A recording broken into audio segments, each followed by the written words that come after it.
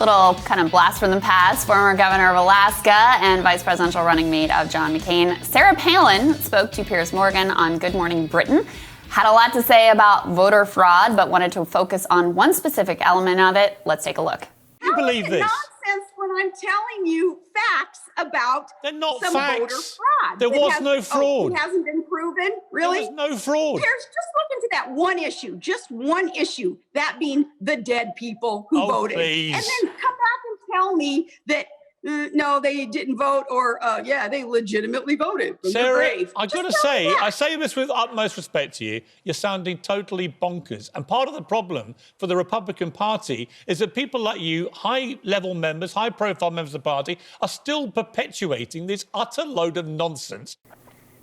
So Democratic strategist Roger Fisk and principal at Silent Majority strategist Keith Naughton are back to weigh in. Keith, let me start with you. We've observed this with some great interest, is that you've got that clip. It's actually quite emblematic of many people who are establishment Republicans. How is this stop the steal phenomenon and Trump himself going to play out within the Republican Party now in the future? It seems that you have to take it as an article of faith if you want to run, but if you try and do that, you can't necessarily win independence, never win the presidency again.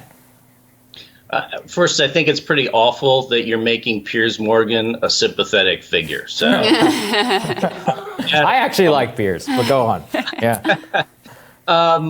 This isn't going to play well, but I think it's going to fade some over time. But it is a reflection of this sort of suspicion of the system, suspicion of authority that sort of crept in and Trump has really promoted. But of course, he hasn't promoted it to provide more transparency, anything. He's only promoted it for his own end and to serve his own purposes. Right. And as far as Sarah Palin goes, I mean, you're right. I mean, this is when the answer is Piers Morgan and Sarah Palin, the question is, who are people from 10 years that no one cares about? So this segment strikes me. This is the kind of segment that gets on morning TV when, the clarinet playing Lobster Boy cancels and you need some light fare that everyone can laugh about for a few minutes.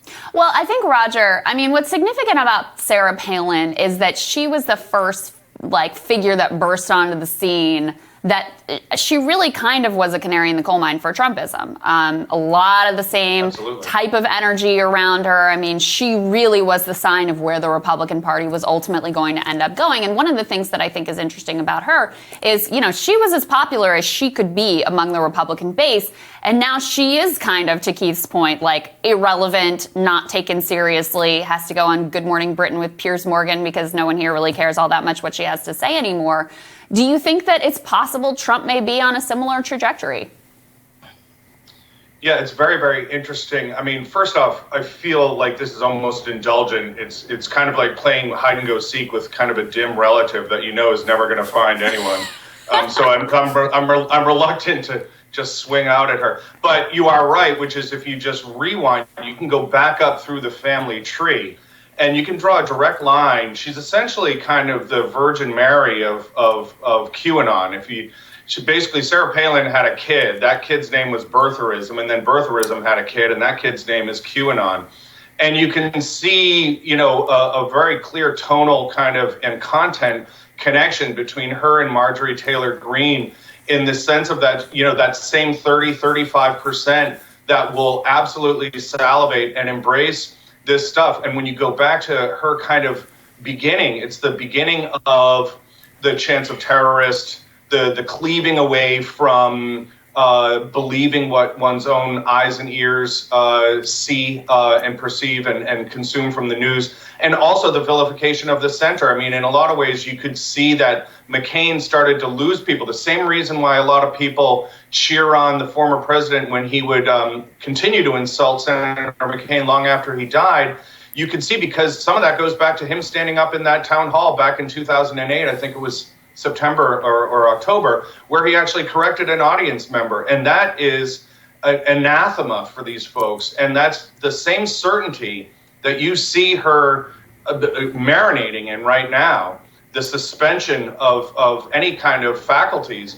is emblematic of roughly 35% of the country right That is true. So, Keith, from that perspective, I mean, how can Republican politicians deal with this? Because, look, I mean, they actually, vast majority of the Republican base does believe the election was stolen, or at the very least have a lot of suspicions here. And there's nobody really who I've seen that has threaded the needle in such a way. Like, how is that going to work for the Republican Party in 2022? As we saw in Georgia, it was a total disaster whenever they embraced it fully.